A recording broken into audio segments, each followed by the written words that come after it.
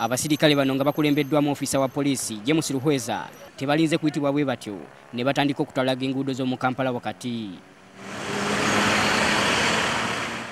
Bano batandikidde ku CPS ne bakwata Kampala Road okwetooloola ebitundu nga Cross the King, Speaker Road, sako okwetooloola Parliamenti. Bano nga n'abamu emigemera wala babadde bagikutte nga bagenda ku lutalo bategeezezza nti ng'oggyeko okwerinda obutujju babadde balowooza nti waliwo abagala okwekalakaasa olw'ambabazi. Mbagambye waliwo embeera y'obutujju then waliwo n'embeera y'abantu abalowooza nti bayinza okwekalakaasa.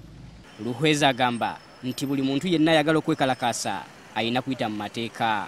Tulabula omuntu yenna agezaako okwekalakaasa nti weetuli tujja bakolako. Kinajjukirwa nti gye buvuddeko katono waliwo abavubuka ababadde beekalakaasa nga bambadde t-shirt z'abadde Ssaabaminisita Amama Mbabazi nga bagamba nti yasobola okubayamba okumalawo ebbula ly'emirimu.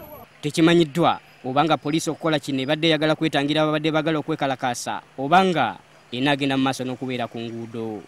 Peter Muwesi, NTV, ku ssaawa emu.